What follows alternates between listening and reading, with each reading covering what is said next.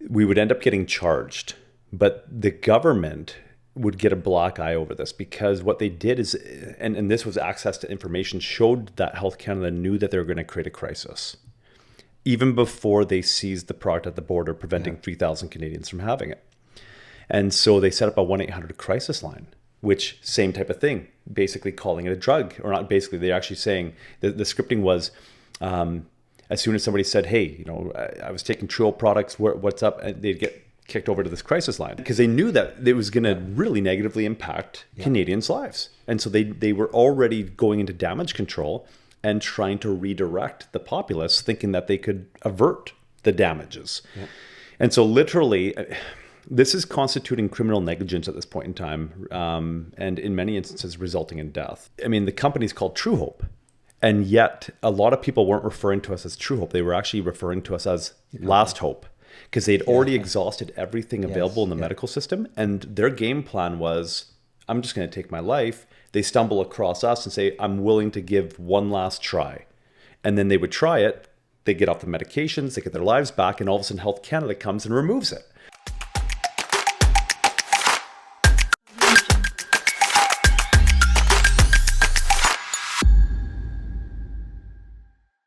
Hello all, and welcome to a very special collaborative episode today between Truehope Cast, the official podcast of Truehope Canada, and the Purica Swallow the Truth podcast.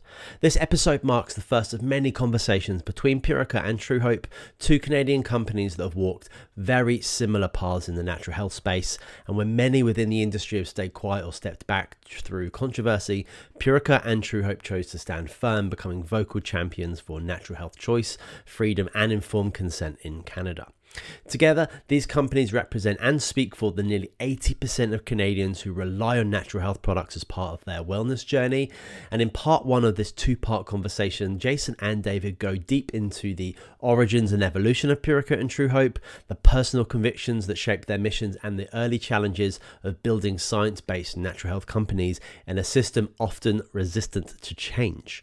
This is a candid, unfiltered discussion about leadership, courage, and what it truly means to advocate for health freedom. Nothing is really off limits, everything is rooted in real experience, and everything is, as always, 100% natural. Enjoy the show. Hello, welcome to this podcast. This is a joint collaborative podcast. I'm Jason Watkin, representing the Swallow the Truth podcast. And I'm David Stephan, representing Truehope Cast, which is the official podcast of Truehope Canada. So the two of us have known each other for, you said 23? Oh boy, it's been a while. 23 years. So since, how old was I then? Let's be 2000. So I was 32. Yeah, I guess I was 32 at the time, and you were 20. And we met through these pretty extreme circumstances through David's daughter, Tony. So we basically were this podcast, between our two podcasts, I feel like the force of what's coming in the future, that we'll be collaborating a lot because we have the same rebellious spirit.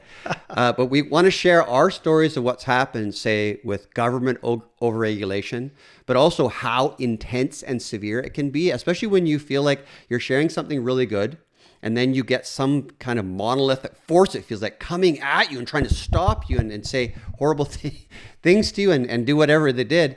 But then how long it can keep going when you stand up. But again, in the end, like we like to do on our podcast, I'm same as yours, is the silver lining idea. Like what comes out of this? And we both have a lot of confidence, faith that things are going to be pretty spectacular, but it's not going to be without some really intense, maybe horrific things coming at us, which you see all over the world. But we want to keep this podcast about, okay, what are things that we feel are really helpful and what's coming on? So what do you want to start with?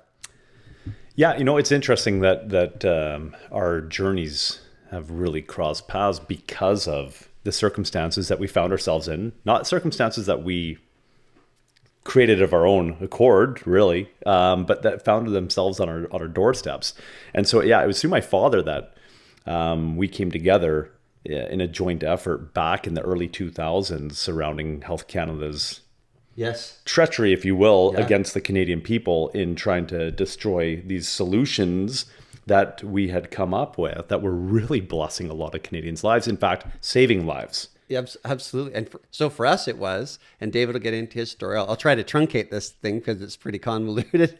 But we were promoting, as our company Purica, we were promoting recovery, which at the time it barely got a name because it was being given out for years to animals and people with serious autoimmune conditions, things like that. So we were just so happy because we weren't from a business family or anything, and all these people, including my brother, my dad, all these people having unbelievable results.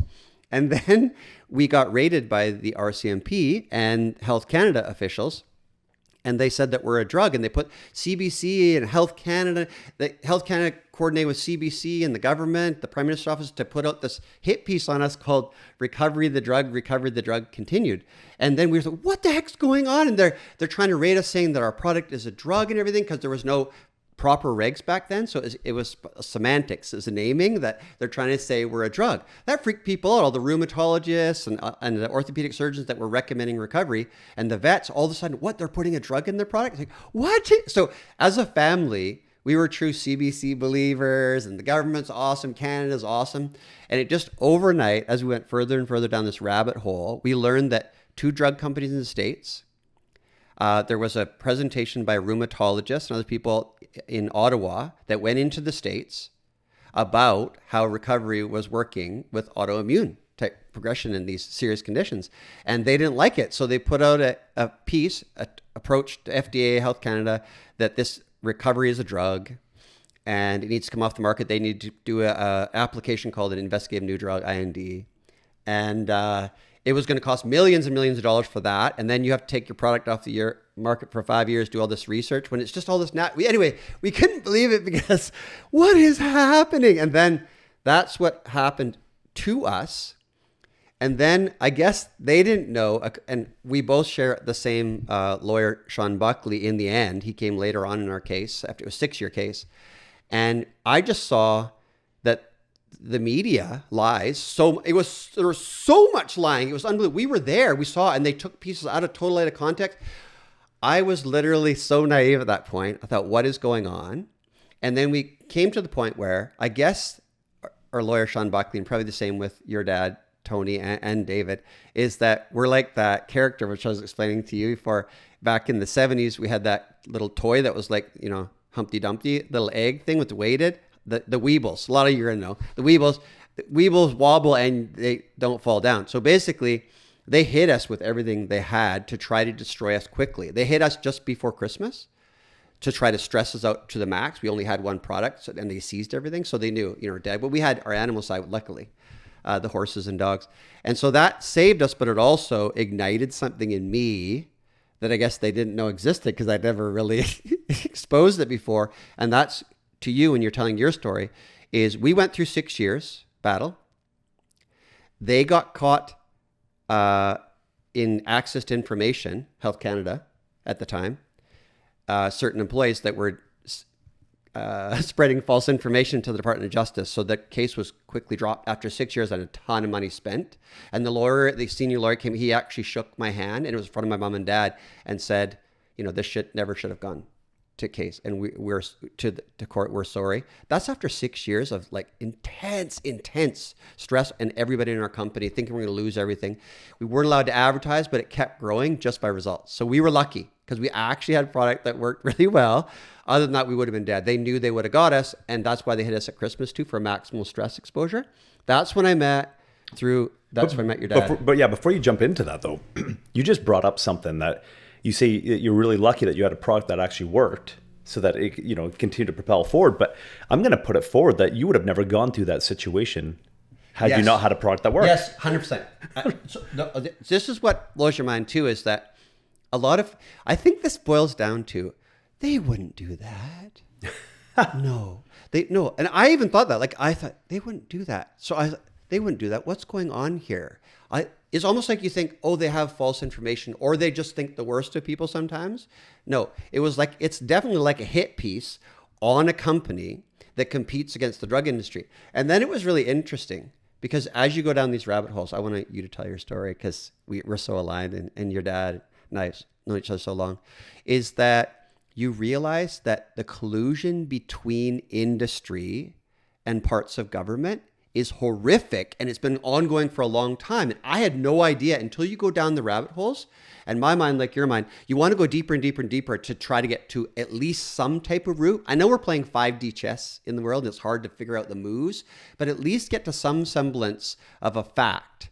And then when you get really deep, you realize that there's literally certain groups that have a ton of power and money, whatever, that manipulate and capture industry and capture government, and they all work together, and it's really convoluted and whacked. And I love the idea when you start calling that conspiracy theory. Everybody, you start laughing at that. First you start getting defensive. It's not a conspiracy theory. Then you just realize, no, it's just ahead of the game.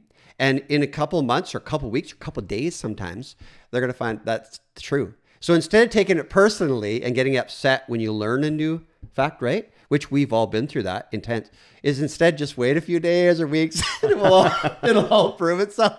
But that, unfortunately, that's true because it feels you get disheartened, right?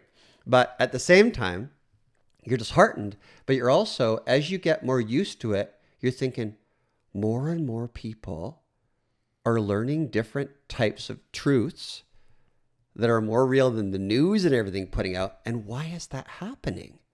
And then you think, oh, something good is actually happening. And like you said, but it's going to create that wounded tiger effect when you said they wouldn't be after you unless it did work and competed against them. Mm-hmm. But I'm talking whole paradigm changes. I'm talking complete shifts in education. We talk about complete shift in medicine, complete shift in the whole idea that politics will be your savior. They're not your savior. Obviously, we saw that. No party, once they get in power, the bureaucracy keeps running through.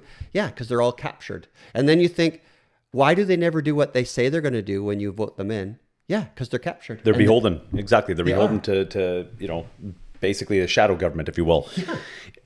That was, a big paradigm shaker for us, that particular element. Now, we knew that there was corruption in the government before anything ever happened to us. So, to align with, how our journeys came together.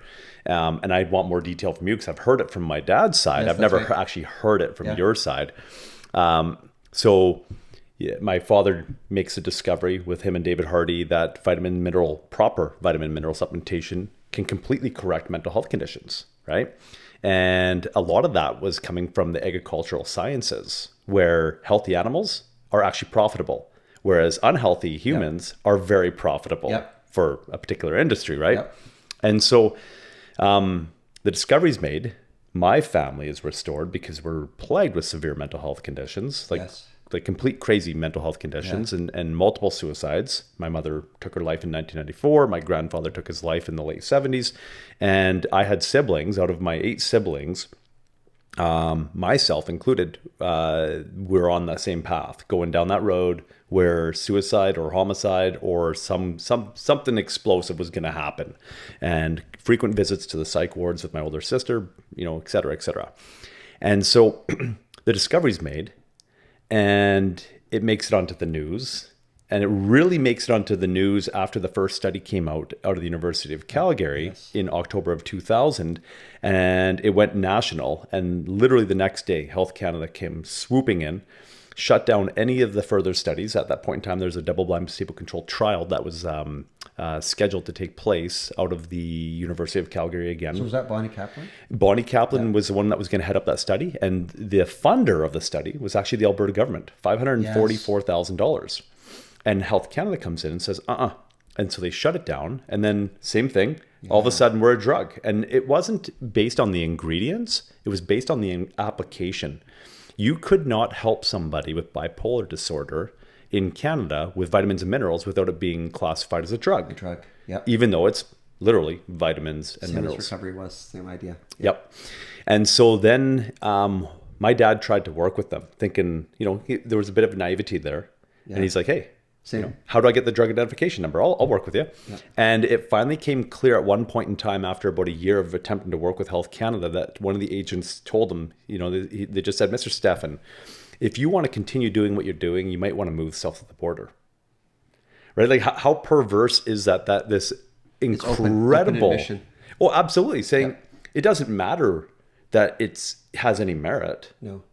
You're just not welcome to do this in Canada. This discovery, this phenomenal discovery in the field of mental health is not welcome in Canada, and Canadians aren't welcome to have access to it. And so that at that point in time, my father was actually looking at moving, him and David Hardy. And I remember I was in my later high school years, and I'm thinking grade 11, I'm moving down to Utah, really?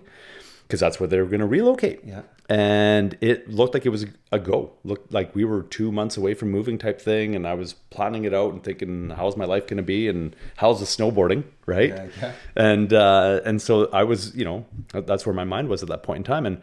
And then things turned.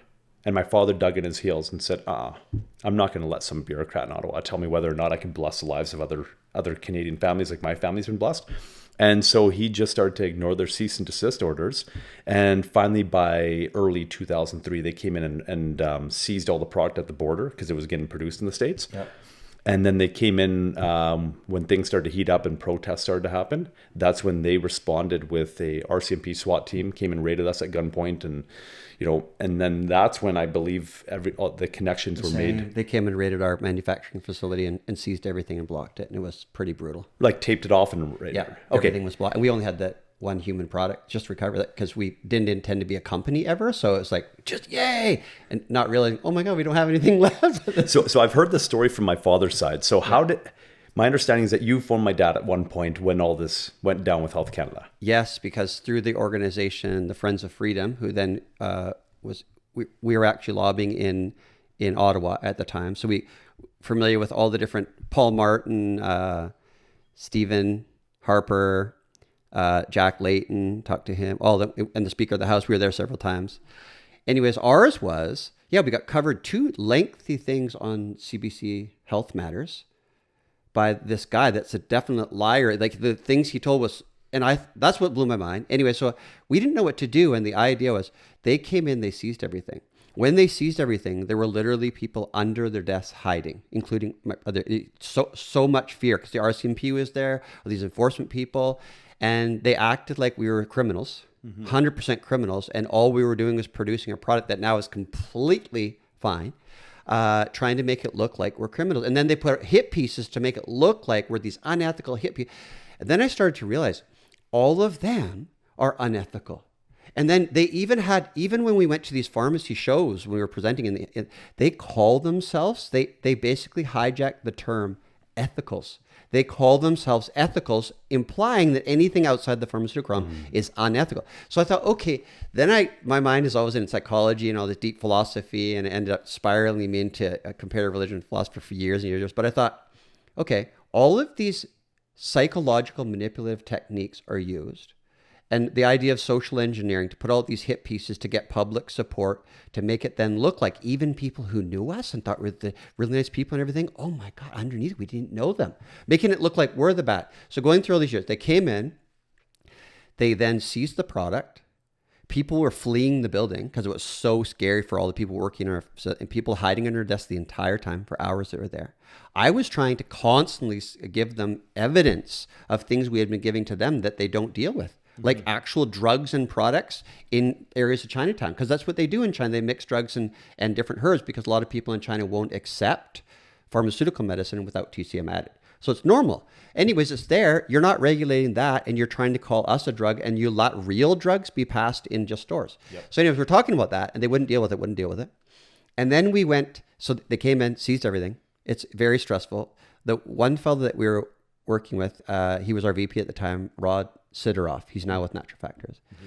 He was there. He was trying to play the good cop. Not trying to play it. He was being the good cop because I was getting a bit fiery because that's my nature. I get fiery if you're trying to do something that I think is wrong. So anyway, I was a bit fiery. I said, no, I'm sending this to the United States. You don't have any authority in the United States. So you can't do this. I want to talk to your boss. And then Rod's playing the good guy. And then finally they said, don't get so formal. Don't get so formal. It's not, just relax. And they'd seized everything. And it was the end of our company, right? We paid for all this stuff already. And then that hit Rod. And Rod's a tall guy, like 6'4". He stood up, he says, what are you saying? This is about people's mortgages, about people's livelihood. You come in here. We're not doing anything wrong. All the lies are coming through. Then they got really stressed because, we're both standing together. So that's how anyway, that ended. Then we had to go to court. Lengthy process. I was going down rabbit holes and never sleeping for like solid 7 days a week for years and what I learned, that's what we were talking about earlier. I just started learning about things because I saw so much corruption and lying, so much capture, and it was so in your face obvious. And every party that would be with you at once and you're lobbying, and then once they got in, same thing. And we talked about earlier, I thought, what is going on here? And then I realized, you realize hardcore, it comes so apparent. And then even the lawyers are looking at it saying, yeah, they put a hit on you. They want to destroy your company while you're still small enough to do that.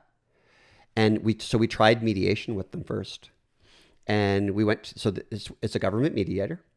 And it's us with our lawyers and Health Canada East and West divisions with their legal team. And we're all sitting at a table. And, you know, interesting enough, this is weird for anybody that has this thing, is Western Office Health Canada, the prefixes for their numbers are all 666. I thought that was weird. Well, it's not weird. Okay, right. So in the thing, finally, the mediator came to the point where he said to Health Canada, can we hold off for 1 sec? So he said to Health Canada, he said, so let me get this straight. So say if I have a grocery store and in the produce section, people are coming to buy the produce. And that's fine. And everyone knows that eating that is helpful to prevent against cancer, heart disease, skin, anti-aging, all that kind of thing. Everybody knows that, right? And even the National Cancer Institute at the time was putting out all that stuff all the time. 5 to 10 servings of fruit and vegetables per day is preventative against cancer, all these things, stroke and heart. Right. So anyway, he said, that's fine. But if you put a sign there that says eating 5 to 10 servings of fruit and vegetables per day, just like the National Cancer Institute and the Heart Foundation, all that says in there, is helpful to prevent and can support against your body against preventing against heart disease, cancer, stroke, whatever, then that would be considered a drug, and you would have to have a pharmacist inside the produce section. But this is where it gets super funny. Without even batting an eye, the representative from Ottawa, the head woman that was there, she said, exactly. But the mediator was so floored in the room because he thought, what? And he couldn't believe that she was 100%. There was no ifs, ands, or buts. So they hadn't come there to mediate. They'd come there to state their position and say, do it or that kind of thing. Yep. And then I started to realize, okay, this is interesting. We're going at this case the wrong way. And this is where I think that we need to change strategies in how we look at freedom. Is these people that work for government that just do as they're told, when they all said, I was just doing as I was told, I was just doing what I was supposed to. Give me a break, please. That's how societies fall. Mm-hmm. Anyway, I thought, okay, you're just doing as you're told. You're collaborating with the thing that you don't morally agree with, ethically agree with. You know it's intellectually wrong. You know it's morally wrong. And so I thought, you keep on going after the top guys, but they always have all these gatekeepers. Yep. So I was saying to our lawyer at the time, can't we go after the people that are in the room with us, the people that are communicating on emails with us, which are the low ones on the totem pole? And they basically saying, well, we don't do that. Why would you want to do that? And my philosophy is because I think that people that follow rules that they know are wrong over and over and over again that hurt other people are cowards. Yes. So there's a cowardice, and I'm sorry, not they're cowards. There's cowardice there that needs to be changed, but it's hard to change that because they see you as an enemy. Yep. Because now they're just doing as they're told, so now you're the enemy. So if you go after them, this is my idea. I thought it worked. If you go after the lowest people in the totem pole, then they can't hack that. Right. They need to be thought of a certain way, so they will turn on the one above them. Yeah, you create and above dissension in them. the ranks. Nobody wants to be included in it. They're just doing as they're told. And government is a perfect kind of stage to do this. So then we did that, and then it was so after 6 years, their case was quickly falling apart, and then we got access to information to show that they were lying to the Department of Justice. Department of Justice was really angry. That's why they sent a lawyer to the Cowichan Valley in person, which they could have just dropped it over the phone because they were so upset that they had been lied to for 6 years, and this never wasted everybody's time, all the taxpayers' money. Abusive process, right? Absolutely. And then we spent hundreds of thousands of dollars in this, all of our energies put into that, right? Which could have fried you and turned you into a cynical person. And if you try to go after the government then to recuperate that, you're just going after the taxpayer because everything the government's going to go, they're going to lose as a tax. So then you think, how can I do that too then? So you're thinking, okay, this whole game is set up for them to win, because even if you win, sort of, you try to recuperate what you lost. You can't unless you want to go after the taxpayer. You just put a burden on, not even on the organization that Right? did the egregious actions. Absolutely. Yeah. So that was our story. There's lots more in there, but I don't want to get too long. And I felt like we made it the David versus Goliath kind of thing. We did it by being a weeble. Yeah. And then I learned that saying that I love, and I always say it. It's a quote I heard. I think her name was Michelle Walker, said, "Those of you that think you're too small to make a difference obviously have not been in bed with a mosquito." And I thought, if we're just all become mosquitoes, and that doesn't mean nasty. I'm talking about just be yourself and buzz. Persistent. And then we all will light up together. And I feel like, you know what? The beauty of that, it's happening, but we ended up having to go through another even bigger one after, because the government doesn't like to lose. Even though they know they're wrong, they don't want to lose, because it makes it look like, oh, other people are going to try this. So they tried it again, and I'll let you go with your story, and then we can go with both of our even bigger. But let me hear from you, your side, what year? Well, you were 20 at the time, and I know your dad's side. Yeah, so I'd just come into the organization and was taking over all the video work, which was quite serendipitous because there wasn't a huge demand for video work at that point in time until all of a sudden all the Health Canada stuff rolled out a month later. So I literally came in right as this whole debacle began. And so I'm collaborating with everyone else on the team, and I'm bringing in all of this news and stuff like that, and putting out videos.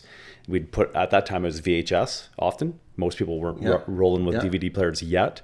And so anyways, that's how I walked into this. And right before the raid took place, which was just phenomenal timing. So this is now 2003. And we would end up getting charged. But the government would get a black eye over this, because what they did is, and this was access to information, showed that Health Canada knew that they were going to create a crisis. Even before they seized the product at the border, preventing 3,000 Canadians from having it. And so they set up a 1-800 crisis line, which same type of thing, basically calling it a drug, or not basically, they're actually saying, the scripting was, as soon as somebody said, hey, you know, I was taking Truehope products, what's up? And they'd get kicked over to this crisis line. This is where you and your dad and I talked, because they set up crisis lines for both recovery and for Empower Plus. Okay, so, and because they knew that it was going to really negatively impact Canadians' lives. And so they were already going into damage control and trying to redirect the populace, thinking that they could avert the damages. And so literally, this is constituting criminal negligence at this point in time, and in many instances resulting in death.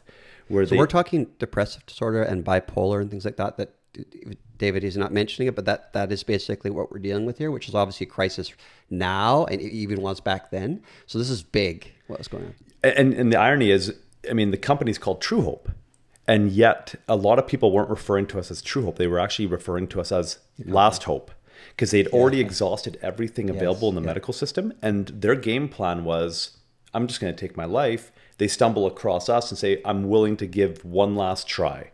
And then they would try it. They get off the medications, they get their lives back, and all of a sudden Health Canada comes and removes it. And they're saying, I'm not going back to where I was going to kill myself. And so this was a sentiment of quite a few of the people that we were working with, because we were only at that point in time working with people in the worst of situations, the most dire circumstances. Now, that's not the case. We supply it through health food stores alongside you. And so they get over 1,000 phone calls, and their scripting is, you'll no longer have access to this dangerous drug. Go back to your doctor and get on, right? And right, basically go back to the psych ward. Get back in line, go back to status quo, right? We're looking out for your best interest. Like, that's the irony of it. Same strategy and tactics. Exactly.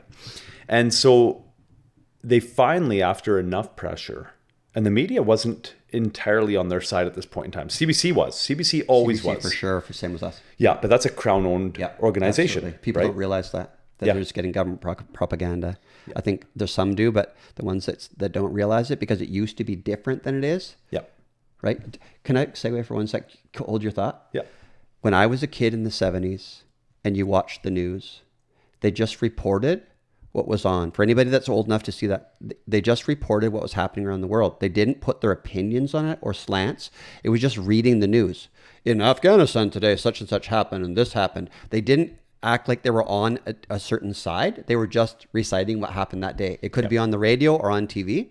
It's nothing like the news today. So when you think CBC was similar back then, now it's a totally different CBC. But if it's such a slow process, the people who used to think that CBC or Canada is this way, Canada and CBC are no longer this way at all. So, No. sorry, go ahead. Well, and to qualify that, so my job was to actually gather up any news that was ever produced on us, good or bad. Yeah. And what was interesting is over the, basically the first decade till 2010, we had dozens of news articles coming out of Canada that were positive on us.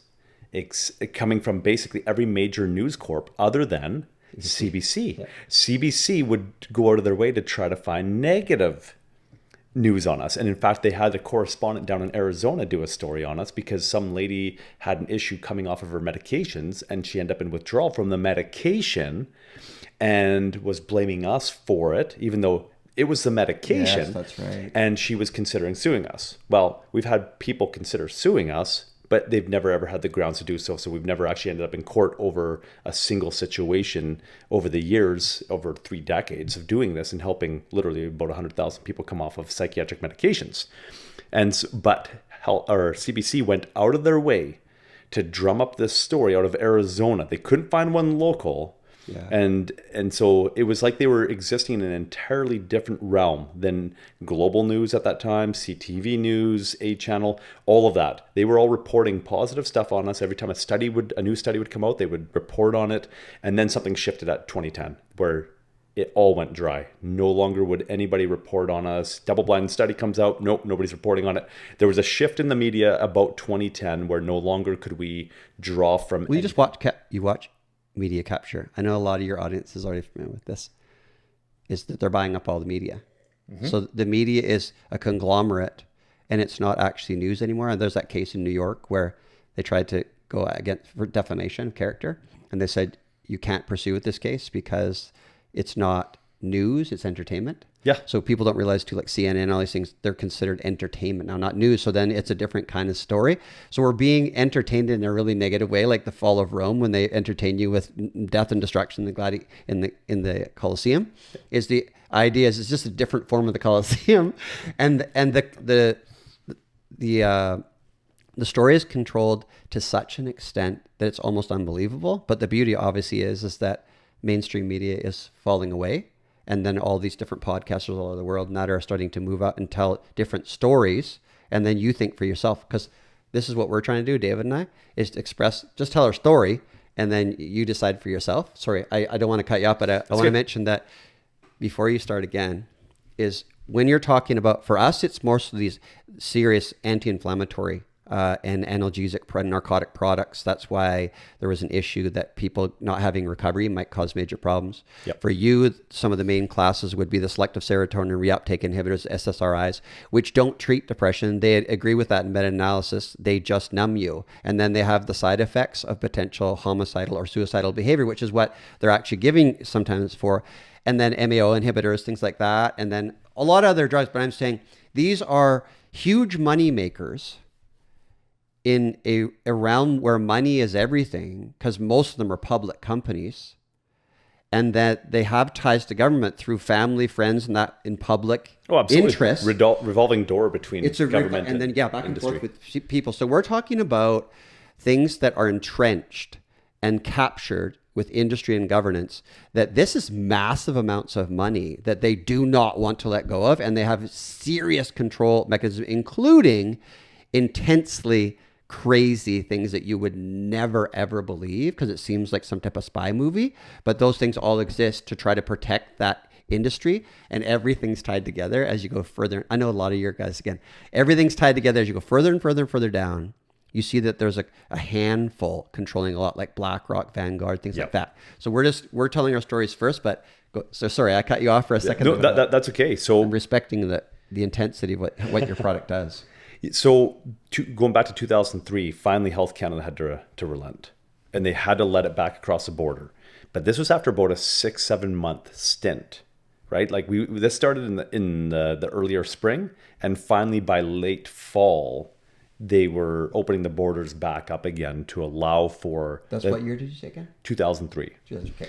And so, unfortunately, though, according to Ron Lejeunesse, he's the head of the Alberta chapter of the Canadian Mental Health Association.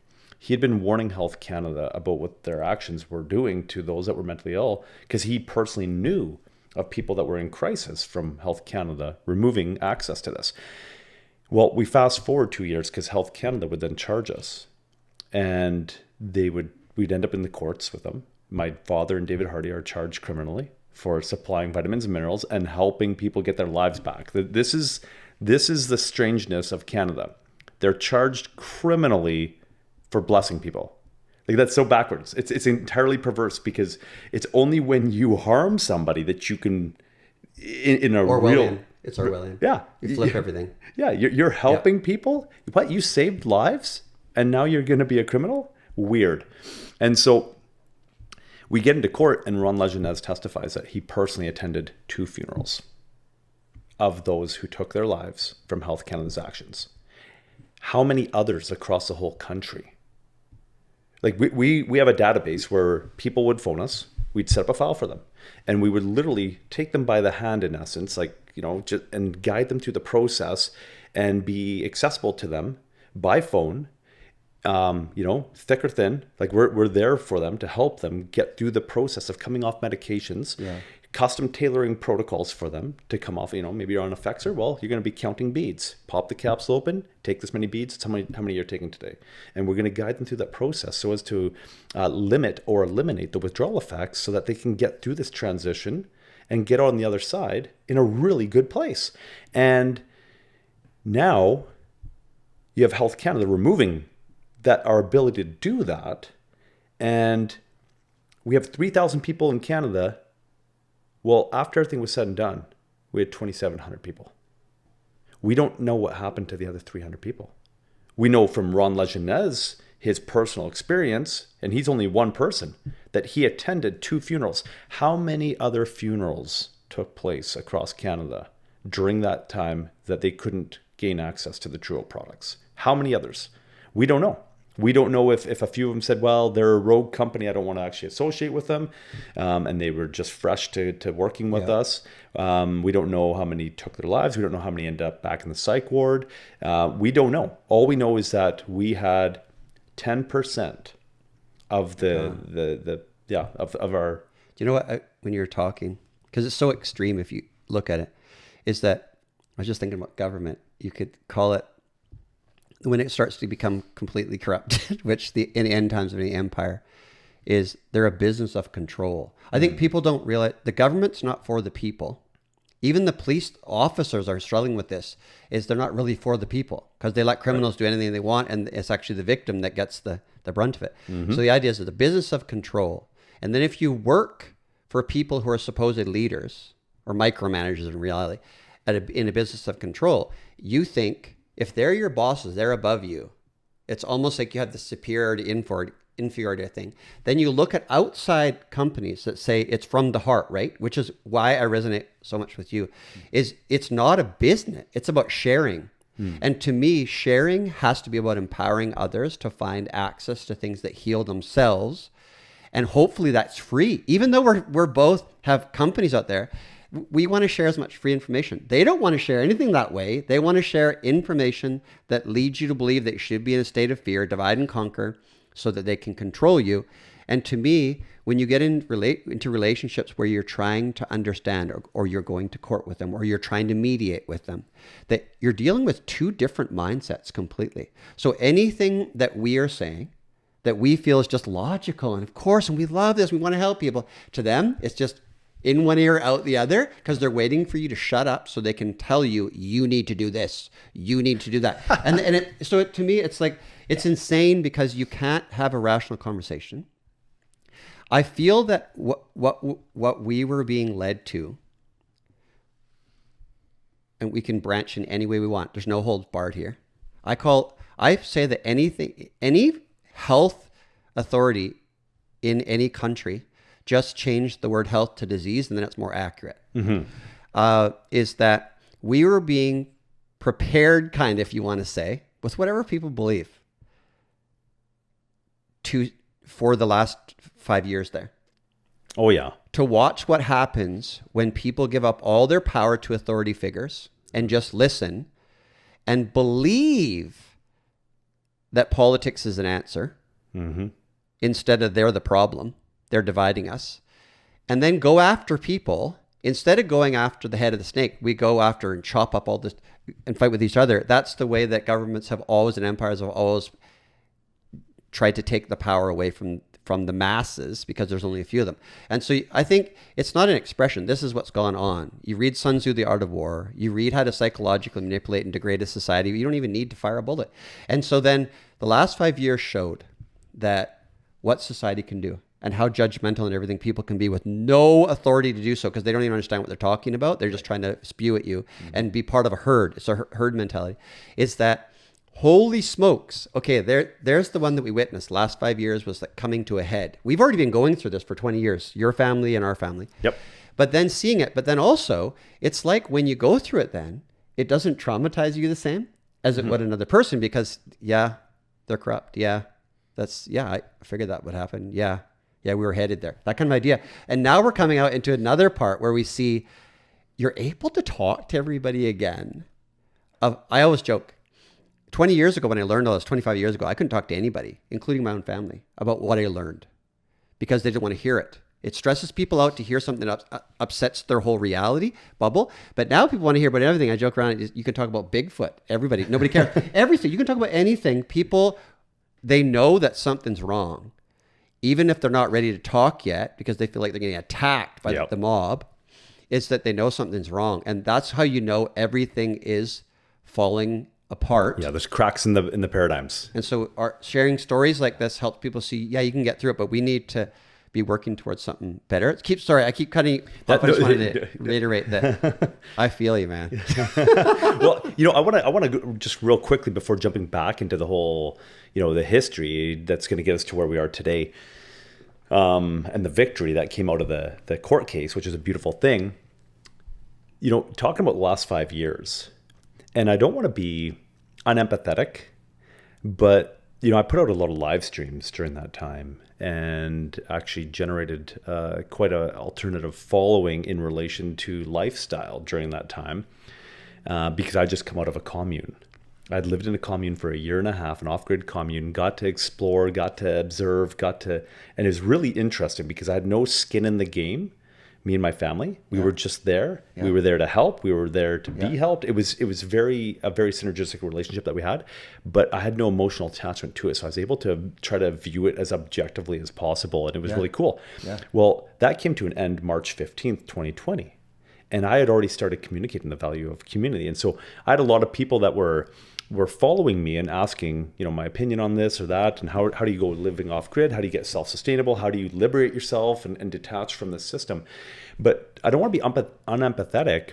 But when I look back at the last 5 years, aside from, some upsets in business, supply chain shortages and whatnot, the personal impact that COVID had on me and my family is I had to wait in line once at Costco for 5 minutes.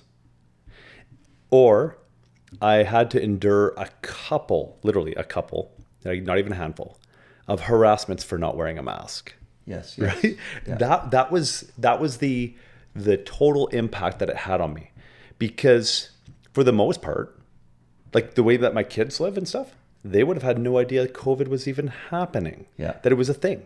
Because it didn't impact them. Well, no, that's not entirely true. We went to go mountain biking one time, and we got turned away, even though we had bought the tickets and everything, and we were about to hit up the chairlift.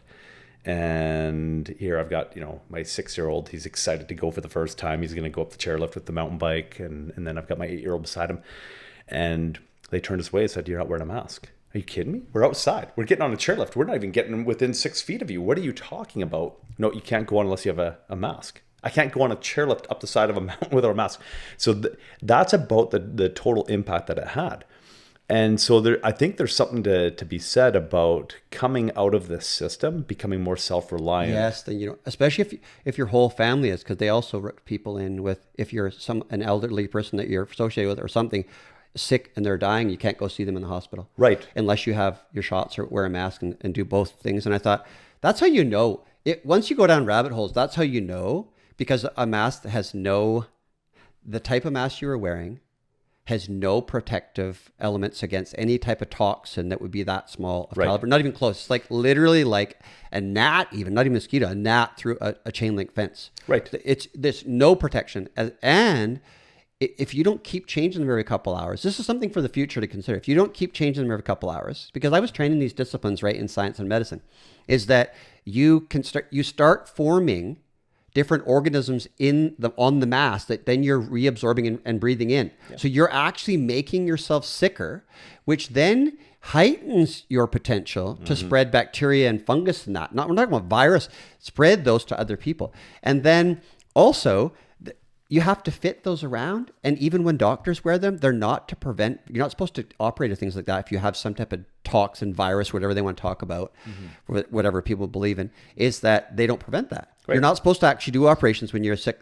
It's to prevent drip onto your patient. Yes. And the spread of larger microbes, bacteria, and fungus.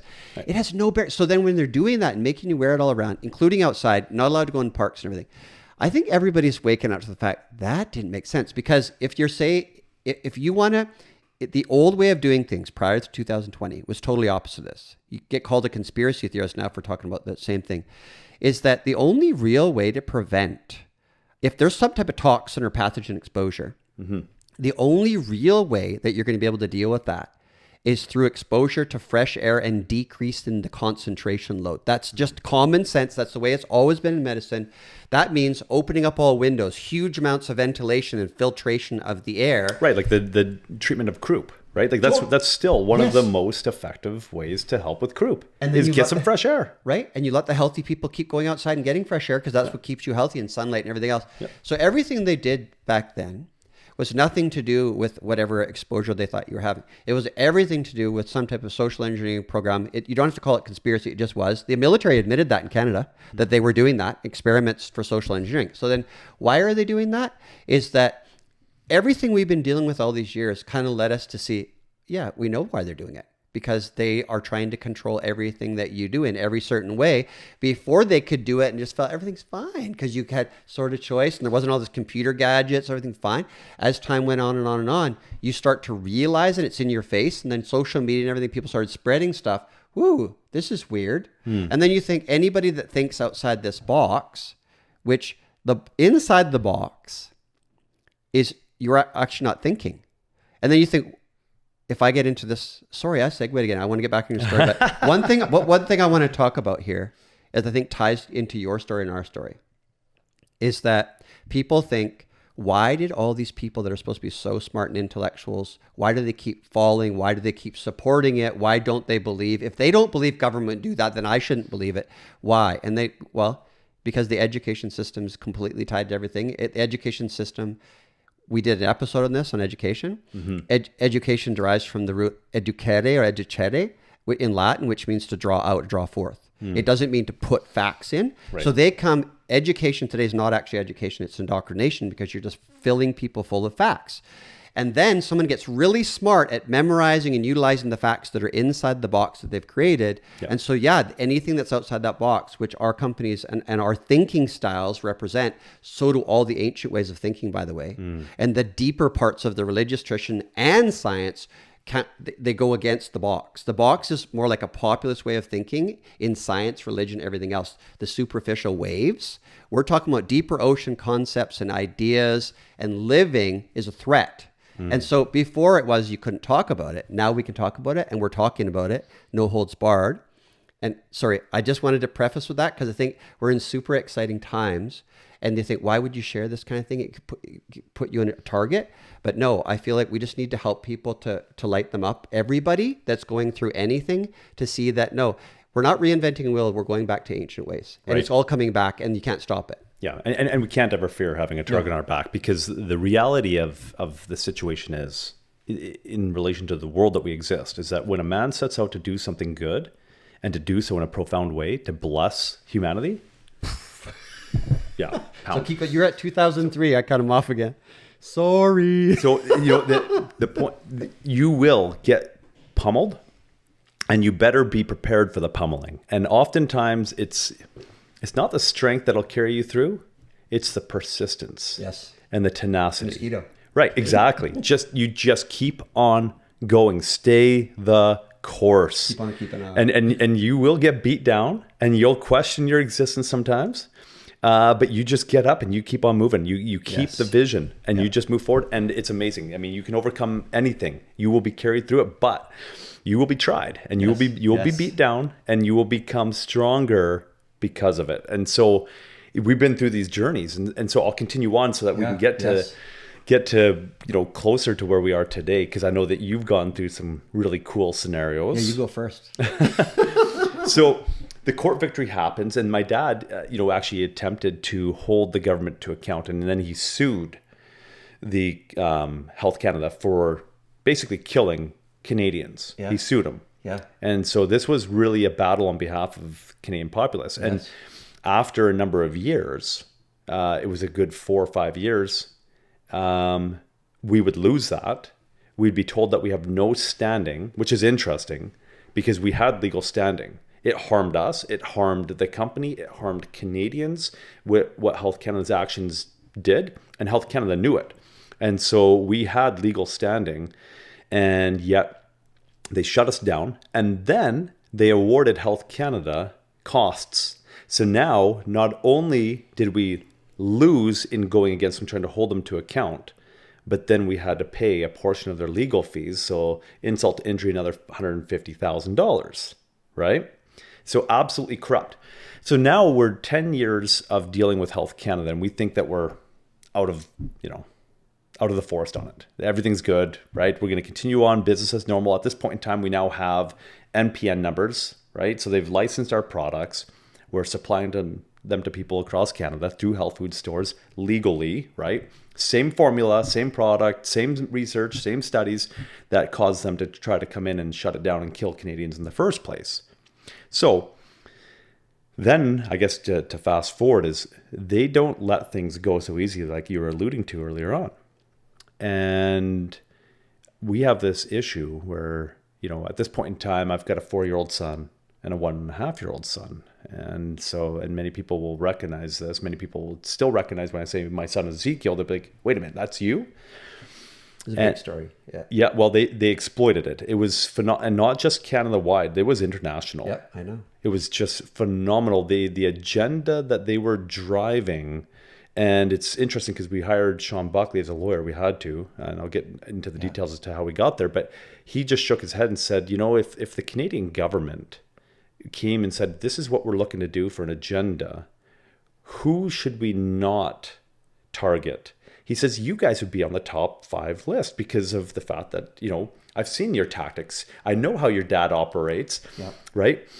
He goes almost kamikaze, right?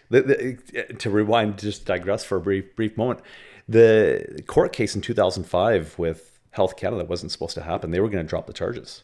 And when my dad found out about it, he actually got all of us boys to sit around a conference room table with the phone in the center there. And he starts phoning these Health Canada agents personally and saying, hey, we understand you're about to drop the charges. And I just want to say how good of news that is, because now I'm going to sue you personally and we're going to see you in court right away. This is their family tradition. So this is a pinnacle moment, right? Now he's doing this unbeknownst to David Hardy, his business partner, because David would have lost it. He's like, what? No, have the charges dropped, right? This is good news. No, it wasn't good news. No. We'd already racked up a bill. My dad wanted his day in court. And so he then taunted them. And sure enough, they kept the charges going. And sure enough, we end up with a victory.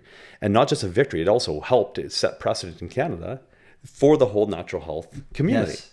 And so it was a really beautiful thing. And my dad was inspired to move forward with it. And so he wasn't going to let it go. So that's why he started taunting them, saying, I'm going to see you in court one way or the other. So they decided to roll the dice.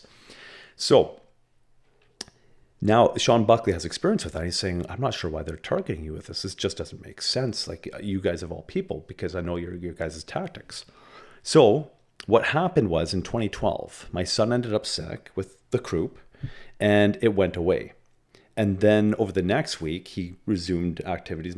At this point in time, like we're homeschoolers, but there were some really good resources. This preschool parent preschool where my 4-year-old son would go there. My wife would take the 1.5-year-old as well. They'd play. And during that time, there was some really great resources where the mothers would be empowered with this information on how to become better parents. And my wife just loved the whole concept. So she was doing that. So he goes back to that and with her and then church is resumed, right? But he's got this up and down. And we're like, this is interesting. It almost looks like he's fighting off the flu, but he's not like into the flu. Well, he ends up in crisis one night. And it wasn't like this degradation, and the media attempted to make it look like this. It's quick. It was well, he actually went symptom free for the better part of probably 5 hours ish. And he went down for a nap. And at this point in time, I'm now left alone with him because my wife's like reassured that he's going to be up and running the next day. So she went to this activity that she wasn't going to go to, but she went to this church activity that night. And so I'm hanging out with him, and he wakes up from his nap and there's something curious happening, and his breathing patterns changing, but yet he seems tired still. I put him back down for the nap, but I'm curious about this, but I'm like, nothing like the croup at, a week and a half before. So, she comes home from her activity and, I fill her in on what's going on, and he goes into crisis rapidly. Before we had the opportunity to really assess as to what's going on, should we take him to the doctor? He stops breathing and, 911 calls happen and stuff like that. Well, he starts breathing again. We drove him to the hospital because we're out in the middle of nowhere, right? Kind of like where we are now, right? Yep. Ambulance probably isn't going to find our place so easy, right? So we start driving to the hospital, and then he stops breathing again. Well, long story short, he ends up on life support for 5 days in Alberta Children's Hospital. And then they pull him off life support, and he passes away. We're curious as parents, wondering what happened. Now, at this point in time, we've been targeted already. Yep. RCMP comes in, as well as Calgary City Police, and all of a sudden the emergency room or the pediatric intensive care unit there has 6 police officers, armed officers there, a day after we got in there with Ezekiel. And I'm thinking, I'm leaving in cuffs, and I'm not sure why, but they're coming after me. Now, I'd already been involved in some other stuff personally in relation to sovereignty movements and stuff like that. Yeah, I'd won a court case actually surrounding license and registration, right, and not having them. I won a court case on that. So I was flagged as an individual. Actually, they call it a sovereign citizen, which is oxymoronic. Yeah. You can't be sovereign and a citizen at the same time. So anyways, property taxes tell you that, income tax. Right. So what happens is we get interviewed by the RCMP after they figured out whose jurisdiction it was. RCMP takes over, Calgary City Police walk away, and we ended up with a good detective. But, we're there till 4 a.m. being interviewed after not having slept for like 48 hours because of the whole debacle of taking my son in and then us getting there, and you're not sleeping. Your son's on his deathbed and you're wondering what happened. So that takes place. We're being targeted, but then we think it's all over. And it was all over, actually. If you follow the paper trail, it was over because that detective said, nothing's wrong here, no need for charges. Yeah. Right? So we order the autopsy report because we're wondering, how did our son die?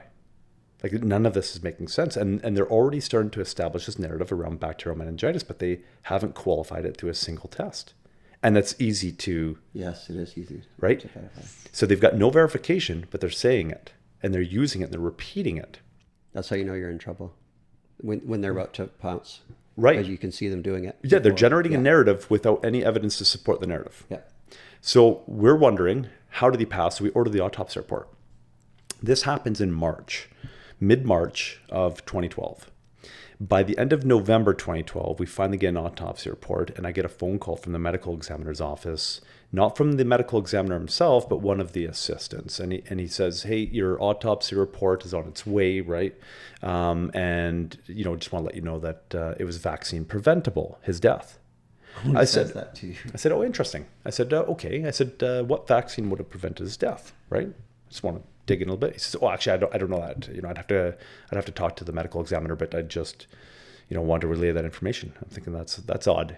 Thank you, appreciate it. Like maybe you're genuinely trying to help me here, but probably not. And so I get the autopsy report, and sure enough, the first paragraph that basically categorizes everything, like it's the overview, right? Before getting into all the fine details. Yeah. Starts off with, 18-month-old, previously healthy, non-immunized. Okay, so that's your first thing right there. But then even within that paragraph, it mentions vaccines twice and how they had to use non-clinical research methodologies to determine the cause of death. So that when I read that, I thought, well, that's interesting. Like that's a lot of jargon. We'll figure out how to get what we want. Well, it rose a flag right off the bat. I'm like, non-clinical research methodologies to determine that it was Haemophilus influenza and that the Hib vaccine, Haemophilus influenza B vaccine, would have prevented it. Okay, well, that's interesting.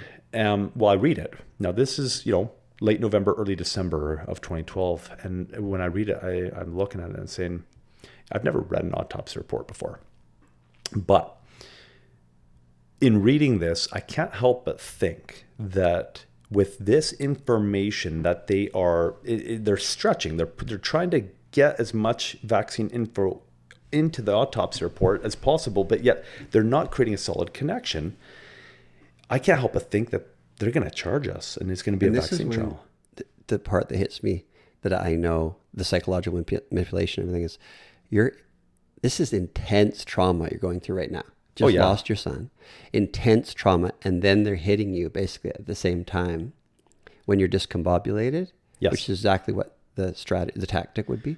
And the timing's perfect, by the way. Okay, so they could have charged us way earlier, but it takes time to falsify autopsy reports. I'm just going to say that, right? And this is not the first time I've stated that. I've stated it probably about 100 times on probably 100 different interviews and podcasts across the world that autopsy report was falsified. And we were actually hoping at some point in time they would try to sue us for me making that statement.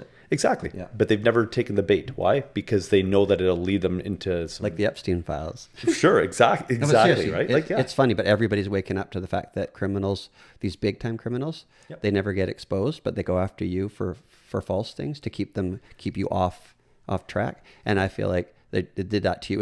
It was horrific to watch, by the way, as a friend, because I've always been friends with you guys. It's just...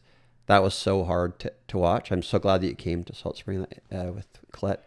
I just can't imagine going through the thing in itself and then them trying to come after you. Like, it's animalistic type of behavior that they participate in over and over and over again. I'd go beyond animalistic, because animalistic oftentimes is run by instincts. This was actually malicious, pure malicious. Like it's taking it a step further where they had an intent to try to destroy.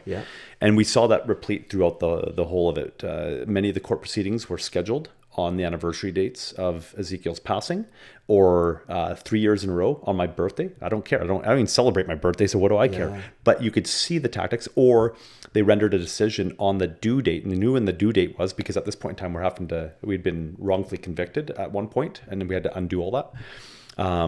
But they even, and so you're checking with a parole officer, and so they know when the due date is of Colette with my last child, my daughter. And they literally rendered a decision that took 8 months. They rendered it on the due date of my daughter, and I'm supposed to go back to jail at that point in time. And I said, I'm not going back to jail. I'll get to that in a bit. But so what ends up happening is they end up eventually charging us. Now, I thought I was being paranoid at first, or after a few weeks, where I'm like, oh, good. No, they're not charging us. This is December 2012. I'm on edge during that time, and December goes by. And then January goes by. I'm like, oh, okay, good. It's just being paranoid, right? That gut feeling and the impression that they're going to charge us over a vaccine thing. Okay, good. Well, February 12th rolls around, and RCMP phones, and they want to meet. And actually, I think they phoned me first, probably about February 9th, and they wouldn't get a hold of me till February 12th, because I'm like, I want nothing to do with you. I remember you guys. I remember you keeping us up till 4 a.m. while my son's on his deathbed and we're being told that he can go into cardiac arrest at any given time. And you're keeping us up till 4 a.m. Want nothing to do with you guys, right? And so anyways, they got a hold of me and they said, the Crown has some recommendations. I said, oh, okay, well, can you tell me those over the phone? And they're like, no, come in tomorrow. I said, okay. Well, at this point in time, we'd had little Ephraim about 8 months before. So he's still young. He comes in with Colette. We sit down in this interrogation room and the cop is just gloating because he's been told that I'm this sovereign individual and there's no way he's going to be able to charge me. Not realizing, no, I'm a pretty decent guy. I'm a cooperative. So I walk in there and he's gloating and he says, you've been charged with, and he serves me with the papers, failing to provide necessaries of life. And I'm like, oh, I've never really looked into that one, but I have a criminal code. I've read it, right, from my past experiences. I'm like, if I recall properly, that's not a light one. So sure enough, I get home and I look it up and up to 5 years in jail. I'm thinking, oh boy, this is bad. This is bad. Colette's crying on the couch. If you want to even call it a couch, I'm sitting at the table as he's, serving us the papers. We're like, what does this even mean? What does this mean for our family? What does this mean for our kids? Right at this point in time, we now have a 5-year-old and we have one who's not even a year old. And so anyways, sure enough, they charged us at that time, but they did it methodically. They had to wait a certain period of time because by the time that we'd get our disclosure and realize there's deficiencies in the disclosure, time lapses had already occurred because they only had to keep certain files for 13 months. And by the time we got our disclosure, it had been 14 months, right? So it was a perfect thing that they could scrap all of the interactions between the police officers over the radio that's being documented. All of that was gone, scrubbed. So we had no longer access to understanding the setup that took place to us going through this whole debacle. But then what would end up happening is we would discover through the whole process that one, it was a vaccine trial. Now, Sean Buckley, we hired him, right? Yep. And we did so initially because we knew that his stance on natural health and freedoms, because a lot of, we went and sat down with certain lawyers and one of them even grilled me and said, what if they get you on stand and they ask you, if there was a polio outbreak, would you get your children vaccinated? He says, you have to be prepared for that. And I said, okay. I said, well, the simple answer is no, right? Based on what I know, it's an absolute no. And he says, well, and you could tell the disdain that he had. And I'm like, we're not getting that guy as a lawyer. He's not going to represent us. He's going to represent his ideologies, right? Yeah. So what ended up taking place, we got Sean Buckley, and I brought that up with Sean. I said, hey, look, this is going to be a vaccine trial. He says, it can't be. There's no precedent in Canada. And I'm thinking to myself, okay, I'll leave it at that. But I'm like, well, how do you get a precedent in Canada? Yeah. Well, it turns out we were going to be the precedent. Yep. So now you fast forward, this is end of 2013. We get into the preliminary hearing in 2014, and the Crown prosecutor, ironically, he would become a judge, and he's the judge that just ruled on the whole Coots, the Coots 4. Yep. Well, the two of them that were just sentenced, he's the judge that ran that case, right? So it's kind of interesting that they have certain players to do these, Same right? as the media. They pick certain media officials that cover all the stories. Exactly. Yeah. CBC did that. So he, at this point in time, is still a Crown prosecutor, David Lebruns, and he keeps on, in the preliminary hearing, drawing all this vaccine information out of every doctor. And every doctor is all of a sudden a vaccine expert. Now, they're not trained in that at all. Nope. But yet they're all mostly in the veterinary industry, by the way. The vaccine stuff is mostly veterinary. Oh, really? Yeah. Yeah, so you have A lot of it's veterinary. You have these GPs, you have these pediatric intensivists. They're all just spewing this stuff as if they've been coached, and we know they were coached. And so finally, Sean Buckley stands up and says, I wasn't aware that vaccines were going to be a topic during this trial. Well, Crown prosecutor David Lebruns pipes back and says, actually, it's going to be a big part of this trial. So then they go and they discuss it over lunch. And Sean Buckley comes back and says what they're looking to do is set a precedent with this case that if you as a parent choose not to vaccinate your children and any harm, doesn't even have to be death, but any harm befalls them that they deem to be vaccine preventable, you are criminally liable. Boom, big deal, right? Because up to that point, we're being protected. I mean, Public Health Agency of Canada came out and made this statement back in the 90s saying, we can't mandate vaccines because our rights are protected, or the Canadians' rights are protected through the Constitution, right? So in that sense, we actually had a stronger Constitution than the US did in relation to those types of matters of public health. And so now they're looking at not mandating it that way, but mandating it through fear, compulsory, that now you're the public judging, because that's what they do. Right, exactly. Right. So hiss. And it worked. Yeah. It worked. So now we fast forward to 2016 where it blows up in the international media. And I've got people reaching out to me saying, hey, I haven't vaccinated my children. What would you recommend that I do? Yeah. Right? Because I don't want to end up in the situation you are. Yeah. And my advice was always the same. Hold to your guns. Yeah. Stick to them.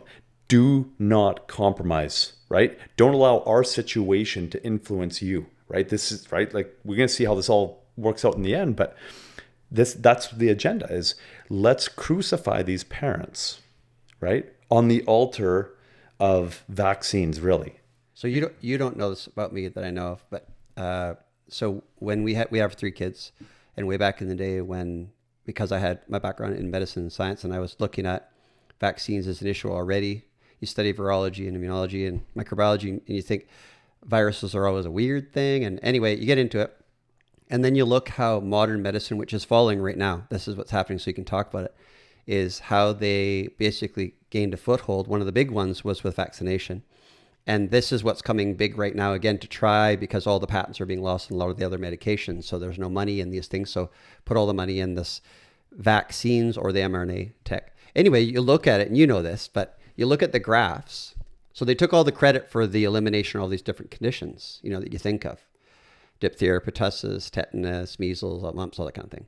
Smallpox. But then you look at the graphs that show from early 1900s, as these conditions were already going down. Like, for instance, if the graph looks like this, it's up here, say. So here's the bottom.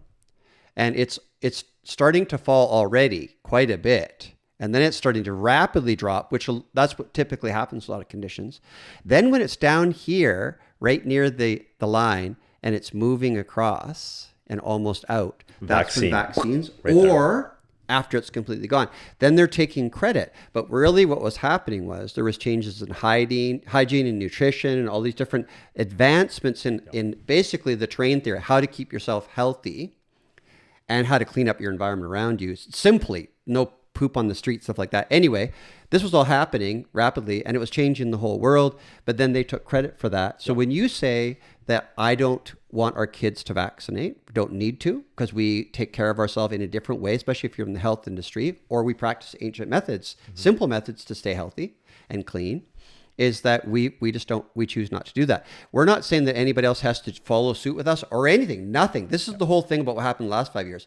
If you make a choice because you actually know quite a bit about this, and in the ancient ways, the new, we're not deficient in pharmaceuticals. We've talked about, we're not deficient in pharmaceuticals. We're deficient in nourishment, which you talk a lot about with Empower Plus, things like that. And that affects us mentally, physically, everything else. But then when someone finds out, I don't want to do that, they so heavily, and they're so indoctrinated in believing that vaccines actually did get rid of those conditions. Yep. And the logic holds and everything. But when you actually put it to the test, which is making a lot of people really mad, frustrated, because there's a lot of money involved, especially, and they've been indoctrinating this thinking. What's happening in the States? I'm not politically motivated at all. I think politics is all bunk. Mm-hmm. But down the States with Robert Kennedy, what he's establishing right now in a slow process is, number one, get rid of the mercury out of all the vaccines. People didn't know that accumulates in your body. It's a neurotoxin, all this, all the stuff that it causes. That's why the Mad Hatter in Alice in Wonderland and dentists suffering from depression, suicidal thoughts was, off mercury.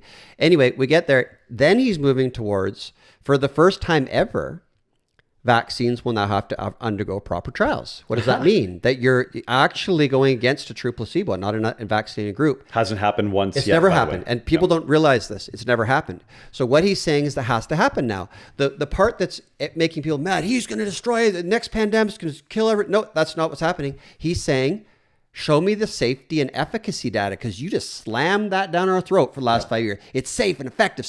There's never been safety and efficacy data done on traditional vaccines the way that we think at all. So if you say you have to do it, they're scared out of their wits because they know they're not going to pass safety. Yeah. They're not going to pass efficacy. Then when you start to correlate all of the data, which is significant between unvaccinated versus vaccinated kids, followed over 20 to 30 year spans, which they've done those research. They hold them because they don't want to release it because they think it'll cause vaccine hesitancy. No, they don't. They think it'll cause massive lawsuits because when you see it, the increases in diseases across the board with autoimmunity, cancers, asthma, skin conditions, all these things, digestive disorder, all that stuff. We're not talking little changes. We're talking like hundreds to thousands of % difference in neurological deficits, everything, all the stuff that you see is happening right now. And he gives a primary figure he gives that I love. He said that in the day of JFK, his uncle and his dad, RFK Sr., is when they were in power in the States, that they had 11% of people had chronic illness. That was documented, 11%. Today, right now, it's 76.4% of Americans having a chronic disease state. Why is that? Then he correlates it with when did that big uptick happen? It happened in the late 80s when they started to increase the vax schedule. So whatever you think about vaccines, if you just do science and correlate, there's not much else that you can see but what happened in a major way. And you can say it's not causal, it's condition, or it's coincidence. No, it's not. It's right in our faces. And you can see the data. Why would you take something that they said got rid of something if afterwards you saw the graphs they referred to, it was already gone? Why would you wouldn't say that was the thing that got rid of it? And then why would you need to take it? And again, we're not deficient in pharmaceuticals, but the people that make money off those things are deficient if you don't buy into that paradigm. Oh, absolutely. But this is falling apart right now. So you got caught in this whole, I think, again, when you said earlier, why do they go after you? They go after you if something's effective. Why do they also go after you? If you're saying something that's happening that's scaring the crap out of them. Already people are challenging not just the whole COVID shenanigans. They're challenging the entire vaccine paradigm. And and that was already happening before COVID. It's been happening for a long time because people are doing the research and looking at, and RFK was a big part of it when he was fulfilling those lawsuits for those people that brought forth all that evidence to show all the harm that was being done. He didn't even know anything about it. He got into it out of his heart. It became a heart thing for him, just like Sean Buckley. It's the heart thing for him. He's not making tons of money, believe me, right? Is that then you're looking at something and saying, okay, I see the evidence. If you see the evidence, that's more scientific. If you look at evidence and ignore it and convince the populace that anybody that's looking at this evidence is a conspiracy theorist and everything like that, then we're talking about scientism. So right now we're looking at, most of what we look at as, say, religion and science are isms. Exactly. They're not the actual truth of any science, as a matter of fact, and the religions could all be grouped together under a wanting and a desire to understand and awareness, right? A scientia, desire to know. And so the underlying principle, if you desire to know, you will then collaborate with everyone to come to a higher truth, right? Like synthesism in the Socratic dialogues. What's happened now is you got scientism and religious isms, or whatever you want to go, is that they're all the superficial waves. We think that's what they are. Because we don't understand their depths. And at their depths, they all intertwine. They're propelled. Just a desire for knowledge and to live a good life and to understand deep principles of reality. In this, we're fighting over all the waves and the people that don't actually do the work or live. And we all know that. You see people that are in a religion or in science, you think they should think, why don't they think this way? They're part of that. Yeah, because they don't actually live it. No.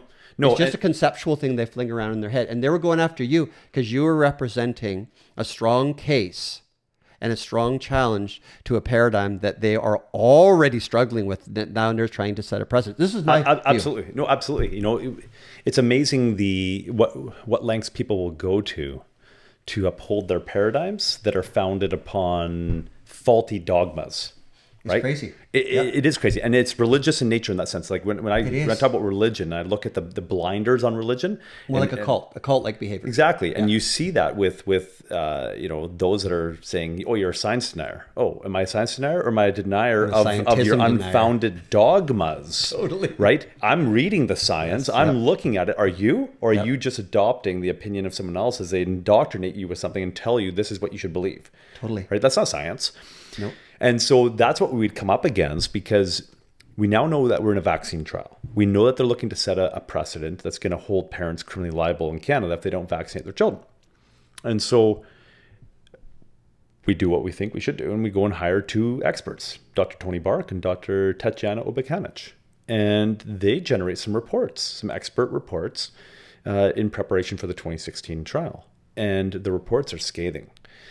Going right from the VAERS database, right? The vaccine adverse, reports, yep. Right, that's government documentation, which is highly underreported, by the way, but there's still enough in there. They used that in COVID and then tried to deny everything. It's the only kind of mechanism we have to judge if something's causing harm out there. Right. And it's the government process, and they tried to make it look like it's nothing, and it's severely underreported, like you said. Yeah, and so now they have all of this reporting on the HIB, the HIB vaccine, Haemophilus influenza type B vaccine, which shows that, one, people are dying from it.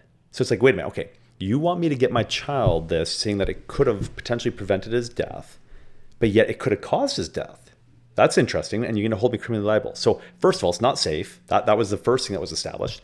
And then the second thing is that there's all these reports of children getting that vaccine and then ending up with Haemophilus influenza, and some of them even dying from Haemophilus influenza. So there goes the effectiveness. So neither safe, neither effective. So we have expert reports coming from authenticated government reporting on this. As soon as it's put forward to the Crown, that part of the trial disappears.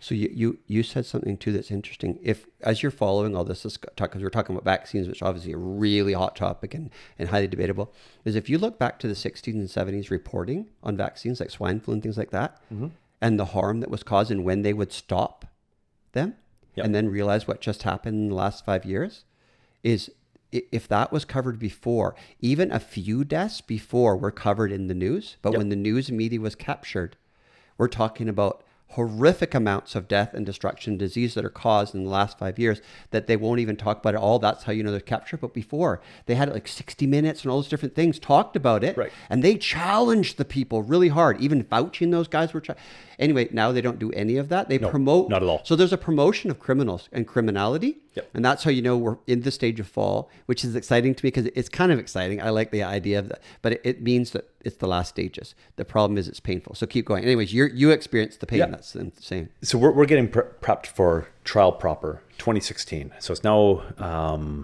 about almost 4 years after the death of Ezekiel, right? So we're starting off like the first week of March. The whole thing again. And once again, that trial is over the duration of his passing, right? Is what we're scheduled for.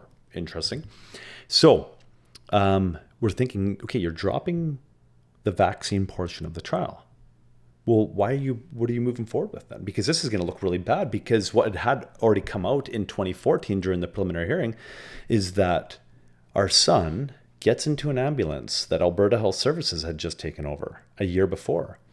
And they proactively went into the ambulances in the south zone of Alberta, and they removed certain equipment from those ambulances. The paramedics looked at it and said, we need that equipment. Yes. And the first toddler that gets into our ambulance that needs an airway is dead. Yep. That goes on for a year. And that should have been the end of it immediately when they found that. Absolutely. So we're backed off. Yeah, so we're thinking this is about to come out. It already came out in incredible clarity as the paramedic is basically breaking down on the stand and in tears over the fact that he couldn't save my son because his request to Alberta Health Services had gone ignored for over a year. And then get this, my son Ezekiel passes. He goes for 8.5 minutes without any oxygen. This comes out in 2014. And he ends up passing because his brain is absolutely destroyed by the time that they get him into the Alberta Children's Hospital. And not just from that event. There's a few events that would stack up, and we'd learn that over time. The very next week, all of those ambulances were outfitted with that proper equipment from Alberta Health Services. So they were not That's just... a mission of guilt right there. Well, absolutely. So they weren't just targeting us based on who we were and based on, oh, they didn't vaccinate, we can go for... They were also involved in a cover-up. And they had to come up with an alternative mode of death, saying, well, bacterial meningitis, it doesn't matter if he got an airway or not, because he had so much intracranial pressure that it compressed the brainstem, shutting down his ability to breathe and his heart to beat. And so that's what happened. Well, that would come with a set of symptoms that's undeniable, because that kind of intracranial pressure is going to come with that's going to be a headache from hell, like the worst of headaches. Yes. He didn't have that. He showed no signs of discomfort. He was playful a couple hours before. Nothing lined up. Reality didn't line up with the narrative that they had generated, that they had to use a non-clinical research methodology to establish, which that phrase simply meant PCR test, which was not approved. Don't get me started on that. It literally, that's what it meant. It was a PCR test, which was not approved for diagnostics in cerebrospinal fluid in Alberta.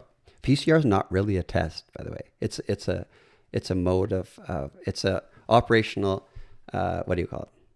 Device, so to speak, to concentrate, to magnify a piece. We use it in genetics. So the idea is that people got bedazzled by the PCR tests, and even the inventor, Dr. Kerry Mullis, said that you should never use it for diagnostics because it'll find false positives everywhere, especially if you run too many cycles, which they obviously did, way over 25 to 45, whatever. You will find what you're everything looking for. You want. If you're looking for something, it's like Indra's net in the Indian tradition, where everything's mirrored in everything. You'll find it. So sorry, I digress, because it's a horrible story. If you think, I keep on thinking the fact that you actually lost your child. Mm-hmm. Psychopaths, by definition, don't feel empathy. That's the whole psychopathic tendency is a lack of empathy. Mm-hmm. And if you start working with these certain types of people that are hired in even different types of positions in companies or government organizations, you see that there's psychopathic tendencies. Mm-hmm. And that's why they're hired in these positions. They'll just follow and do what they're told. And it's almost like want to gloat and smile. I saw this in a social worker when I was in the court cases going through ours, that the social worker was out in the hall, and there's this mother, she was so distraught and she's going to lose her child. And I watched what had happened and what she had done, and she hadn't done anything. And the woman looked at me in the hallway, the social worker, like she was just happy that this lady's going to lose her child. She's just devastated. And I just looked at her, I glared, like, don't look at me like that. You're a psychopath. Like, they're literally, I think that we're engaged in this process where the psychopaths now are coming to the surface. You're seeing them. And people that call people gaslighters are typically the gaslighter. Yes. We're trained to use words. Narcissists will narcissists tell are the everyone, ones that say, you're a narcissist, you're a narcissist. That's how I learned about narcissism, right? was actually having two narcissists living on my property. I had no idea. And I had these two people always pointing the fingers at everyone saying they're narcissists. So I went and looked into it, and I'm like, you guys are narcissists. It's crazy. And even anything to do, don't get me started too on toxic masculinity, all this stuff. Being a strong person and precise and confident is toxic masculinity. No, it's not. It's actually what keeps society together. The female and masculine principles operating on their positive poles is about inclusivity, precision. And if you look to the ancient metaphors for that, there was no about pushing the male aside and anything to do with strength and everything. That just creates a society that's easy to control. Sorry, I'm gonna that's okay. And to follow that digression, I want to go down this a little bit further. Is you mentioned the psychopaths are rising, which is oftentimes associated with narcissistic personality disorder. Yes, yeah. I believe it's actually a symptom, and I have some stuff to qualify that theory where I've seen it turn around.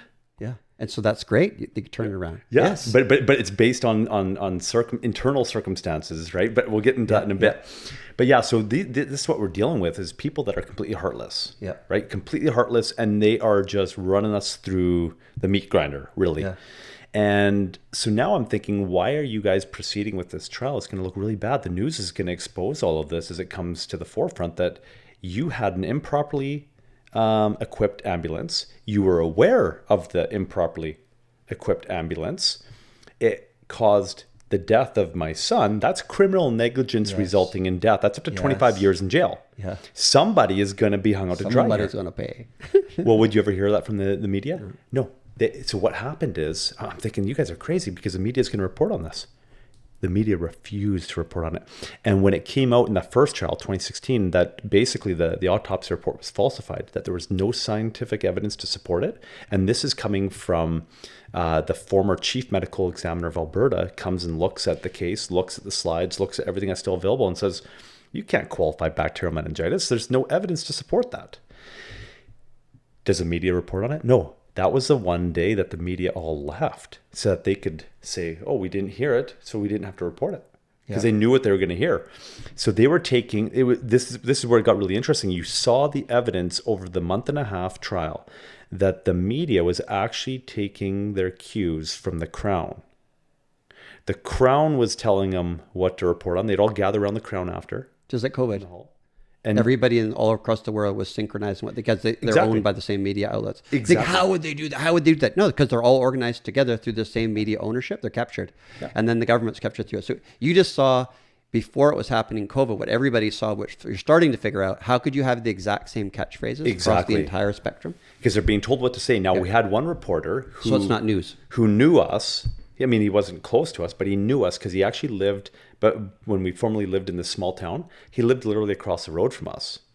And they removed him off the case because he was reporting objectively. He wasn't just sympathetic. No, he was. No, but I mean, he would be empathetic. He empathized with you in a true way that he saw. Look what they're doing. Oh my God, this right. But even empathy aside, he was literally just reporting what was taking place in the courtroom, whereas all the other media wasn't reporting that. Spinning it. Yes. That's what I was saying about old news was so they had, just talking. Yeah, so they removed him off the case, and they came and saw us after when they reinstated him on the case towards the end. And he explained, he says, hey, by the way, sorry, I was not reporting anymore, guys. They removed me off the case because of, right? Yeah. I'm like, that's interesting, right? And so then we knew that we were like, this is uphill battle. This has nothing to do with the truth. The media is not reporting on the fact that there is an incredible double standard. You just charged us for failing to provide necessities of life, saying that you ignored the symptoms of bacterial meningitis, which my son didn't have. And by doing so, you failed to provide necessities of life. That's up to 5 years in jail. But yet on the other side, there is a crystal clear cut case of criminal negligence resulting in death, which is 25 years in jail. And yet nobody's reporting on it. They're shoving under the rug. It comes out in great clarity over the stand, yet the world doesn't know about it. And we're made out to look like these crazies who were feeding our son through an eyedropper. That was some of the narrative. It's like, how do you feed somebody through? I've never tried it yet, still to date, but I don't know if you could actually ever get an eyedropper. Can you? I think people just need to meet people before they start judging like they do. And then they'd see that the narrative is spun so heavily. It's disgusting. It's like the bigger the lie, the easier it is to believe, right? Like you say with it was so tabloid style, and people want to believe that. I mean, there's a reason why tabloid type media still, because it's so entertaining. Yeah. Well, in this instance, literally all of the major news corps became tabloid style media. Yeah. Right. And so we became basically the most hated couple in Canada. Death threats were flowing. RCMP was ignoring them, saying that they're not legit. I'm like, we just supplied you with 24 death threats, like legitimate death threats, plus like hundreds of hate mail that occurred because of CBC's spin on this. And they're like, nope, not there. And so we're like, okay, I guess we're being hung out to dry here, and we're not protected under the law. So what would come out of 2016 is the judge would go so far as to misinstruct the jury so as to ensure a conviction. He went against case law because the jury they'd seen it all. Yeah. And they'd seen the games. And so the jury comes out after a day of deliberating, after they've been charged to find us not guilty or guilty. Yeah. And they come out after a day, and 6 out of the 12 are crying. Danielle Smith on, I believe, his QR 770 radio show, Alberta, reports 30 minutes before the verdict is out that we've been found guilty. So yeah, that's the thing that people don't want to believe either, that they actually have fixed a case that basically force a hand. Like it just seems like a bad movie. No, it doesn't happen in reality. That reality is more intense than what's the word? Reality is more than fiction. How's the Stranger saying than go? fiction. Yeah, fact is stranger than fiction. Yeah, fact is stranger than fiction. Not stranger though, more horrific sometimes. Yeah. Well, so this is like a movie literally playing out where I'm just looking at it saying, is this actually happening? Because I found out about that right after the jury came in, 6 of them crying and hesitantly saying guilty, right? Like they didn't want to, but they were actually forced into a corner by the judge. And then an appeal would have commenced, which was a very easy appeal, by the way, the amount of appealable points during that case. But what ended up happening is this couple was driving into Lethbridge that knows my dad, and they heard it over the radio that we were guilty. So like, oh, we got to go and support the family there. You know, they're probably just devastated at the courtroom. They show up to the courthouse, and we're all sitting in the hallway waiting to hear when the jury was going to be ready for us to go into the courtroom for them to deliberate. They've already heard beforehand. So they heard it on the radio, and then they got to hear it in real life in the courtroom, the guilty verdict. And then they told us that, they're like, this is weird. I'm like, what is going on? So I go to jail, right? And they shove me in solitary confinement, and then we appeal. And we get before the appeals courts, and we're out on not on bail, but on appeal conditions, which, by the way, one of them is really strange. It says any sign or of injury or illness, you need to go to the doctor. Now that literally, if one of our son's noses started running, you got to go to the doctor, right? So the doctor kept on saying, "Why are you here?" It's because we don't want to go to jail, right? Because we'll now be in contempt of that's up to 2 years in jail, right? And so now we're waiting the appeal, and we get into the Alberta appeals courts, and they do a dirty on us. And it was a 2-1 decision. The one judge was not willing to relent, and he was just saying no. You know, he even just quoted, says, you know, but by the grace of God go I by. Yeah. This couple, or based on the error in law that the judge made, the jury had no choice but to find this couple guilty, right? He clearly said that. He said the jury literally had no choice unless they were willing to go against the directives of the judge based on an error in law. So 2-1 decision, he decides for us. The other two say no. And the decision is finally rendered on November 15th, 2017, the due date of my daughter, Ella. And I'm saying, I'm not going in. My wife's ready to have a baby any moment now. And I'm supposed to go to jail again because they ruled against us. I'm not doing it.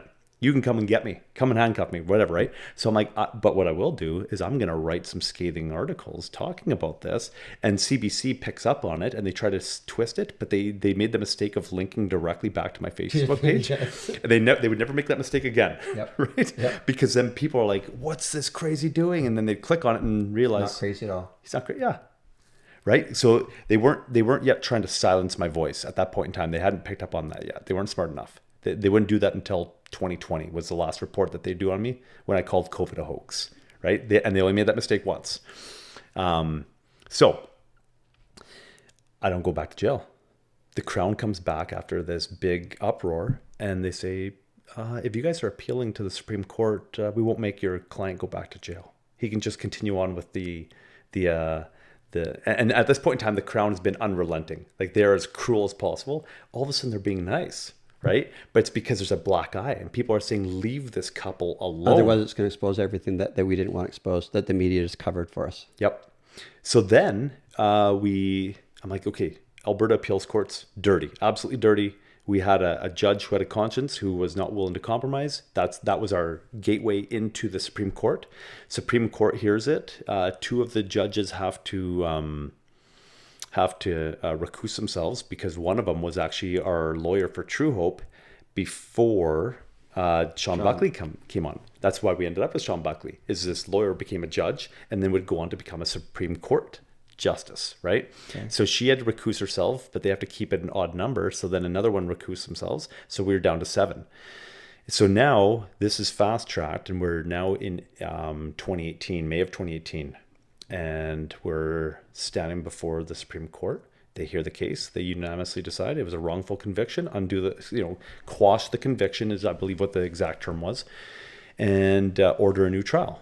I'm thinking, well, that's nice and all, a new trial, a fair trial this time. But where's my almost $1 million that we have spent up to this point? Yep, feel you there. Right? Where is it? I need it for another trial. I can't afford another trial. Yep. So then we had to fire our lawyers. Because I'm getting broke, right? Yep. And our fundraising had been shut down time and time again, right? So we couldn't fundraise. Just like when the truckers' convoy thing happened in GoFundMe, just shut all the money out and block people. All this stuff is highly illegal and coerced. There's so much subterfuge going on here. Go ahead. So we're broke, but I was feeling impressed that I needed to self-represent, but I didn't have the courage to take that step. I had to be shoved into that position.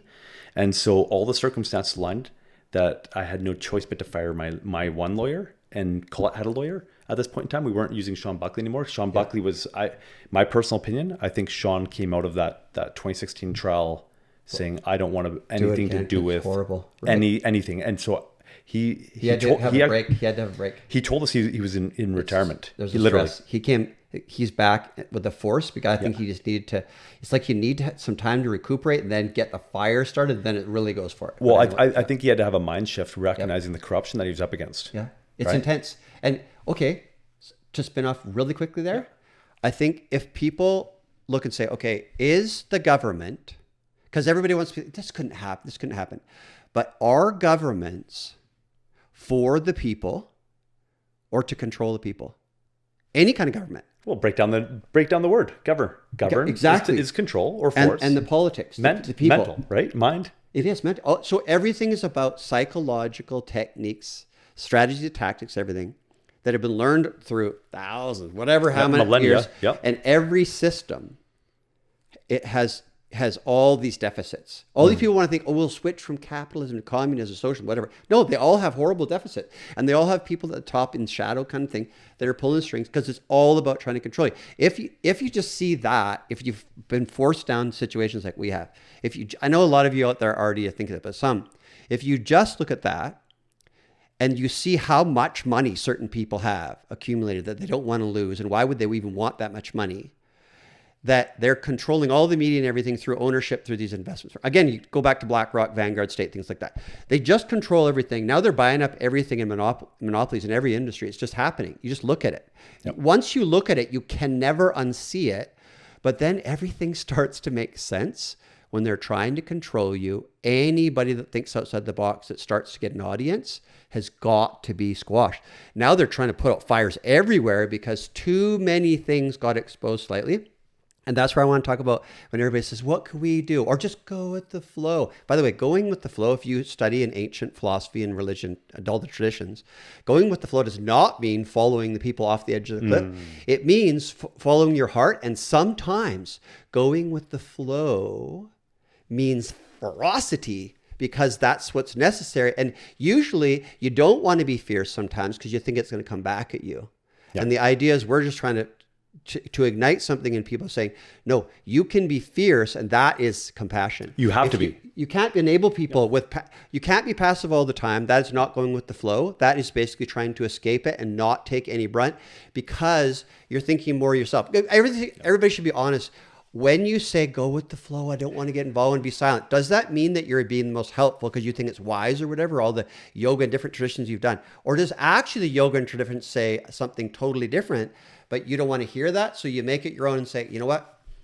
And you know what? When you said it's totally understandable to say, I can't handle this because, oh my God, you have to build yourself up. So nobody's saying anything. It's that. What I think there's a problem with is people that start mouthing off, that are just following something that they don't understand. Yep. We're asking you, please stand down and let people that have actually gone down all the rabbit holes and the other side get into discourse with people in the way that don't understand things, and they start yapping off their opinions because they just followed an expert. That's actually really destructive to the whole process of community building. Yep. Because even right now, what I'm trying to appeal is that all you Health Canada people, anybody that might listen to this on either side of our podcast systems, right, is that we're trying to appeal to your humanity here. You know that a lot of people in your organization, in the government, and the corporations that you deal with in the pharmaceutical net, we're talking this industry in particular, is they're corrupt. And you see they're also power trippers, and you're just supposed to do what you're supposed to do. And that does not feel human. That's not right. That's not what's going to connect us. And so following because you don't understand what their methodology or their strategy tactics, you just say, I have to do this. But what if it comes from a really ill intent? It's malicious, like you were talking about earlier, and then you just follow it top down. we're destroying society, and we're people, and we recognize you as people, and we want to have discourse, proper discourse. And I feel like we both being involved with Sean Buckley, and now that he's come to like going for it, and it's not about money, it's definitely like a spiritual mission. We all come from different traditions, but from the depths, we're all understanding each other. We're going for the same heartfelt mission, is trying to raise everybody up, trying to empower everyone again to stop listening and stop following this authoritative kind of thing that we've been trapped into for so many decades, hundreds, thousands of years. Is right now it seems to be like a mass upheaval of distrust, in everything, left, right, center, all the saying none of it actually makes sense. And we're just giving you examples here of how bad it can get. But if we all start standing, they can't put out that many fires. Then things are going to change. And then I feel like we can come together again. And forgiveness is a huge part of that. The last 5 years, there's horrible stuff said about both of us and our families and everything. That whatever, it's because people get trapped in fear and really good divide and conquer tactics. And we've been indoctrinated for so long. Now's the time to get out of the boxes. So sorry, I just wanted to break off into that little rant. Well, that's a great point, especially, the whole thing was really great. But I want to touch on that going with the flow thing. The principle that I'm about to lay out also applies to surfing, about being pummeled by waves, but I'm a whitewater kayaker. Yep. And you don't go with the flow. Going with the flow does not mean lifting up the paddle and just coasting. If you want a beating, that's exactly how you're going to get a beating. You're going to get caught in, on an eddy line. You're going to get flipped around, right? You have to be oftentimes in control to really go with the flow. You've got to be using some muscle, right? And you're paddling to make sure that you're going down the right portion. Otherwise, you're going to get caught in a hole. And I've been there. Yeah. Right. I'm just imagining all the other guys tumbling under the water when they pull themselves up. There's no balance there. Right. Like you know the course, and you want to go with that flow, you've got to direct it. And that's going to take some muscle. You want to catch a wave surfing? That's not just going to passively happen. Be like, oh, here's the wave coming. Get on the board. No, you've got to paddle hard. There's skill involved. Yeah, exactly. Wisdom, anticipation, skill. It's all involved. It's two wings of the bird. Wisdom and skill. Yeah. Yeah, exactly. And just like surfing, two wings of the bird, right? Like, so... so going back to 2018, basically, we're firing our lawyers. They're not willing to deal with the corruption that we've discovered. And by this point in time, my brother Brad has a team, and they're going through the medical files with a fine-tooth comb to find the deficiencies. And they are finding all sorts of stuff, including we're getting closer to the causation of the emergent situation that Ezekiel found himself in. And these are needles in a haystack that they are not talking about, nothing to see here, and they're avoiding, but they know it. The medical system knows it, but the problem is it highlights the criminal negligence resulting in death because, let's put out a hypothetical here. That's not so hypothetical. You end up with a child that has an electrolyte imbalance, and it causes disruption in the muscle function of his heart and whatnot, and it starts to go a little bit wonky. Well, that's an easy correctable condition if you can get the patient stabilized. Yeah. But you can't stabilize a patient if you don't have the right equipment. So an easily correctable situation arises, and they are deficient in the equipment, constituting criminal negligence resulting in death. Now they're avoiding the true cause, and they're going all over the place, including we end up with medical files that were initially withheld that say that they've already ruled out meningitis or any infection, and they're looking for an alternative cause as to why he passed, and they're going so far as to look at the supplements he was on to see if any of that would cause it. They are looking for any plausible alternative to absolve themselves of any responsibility and to criminalize us. Well, they end up having to go the bacterial meningitis route and fabricate this whole thing that pops up in 2016. It's fallacious. We end up in our second trial in 2019. It's fallacious. It becomes even more abundantly clear. I cross-examine the medical examiner who refuses to give a clear answer. It takes 5 days to cross-examine him to try to get the truth out of him. Everybody's frustrated, but the process had to happen because I would ask him a simple question. It should be a yes or no. And he would go into this long-winded, deflectionary, let's avoid the actual core substance of the question and let's confuse you over here. And I'm having to hone him back in and rein him back in. And he's getting frustrated saying, you didn't answer the question. I'm looking, did this happen? Yes or no, whatever.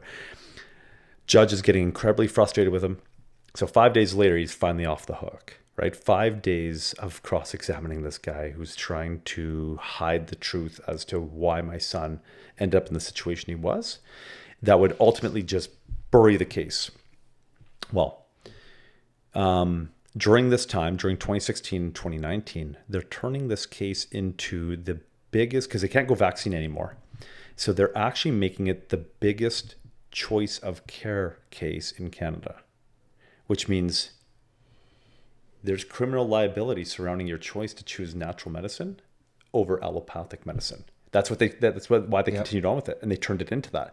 So now every naturopathic doctor in the country knows my name, and they either love or hate me, because the very question about naturopaths being licensed is coming into question based off of our trial.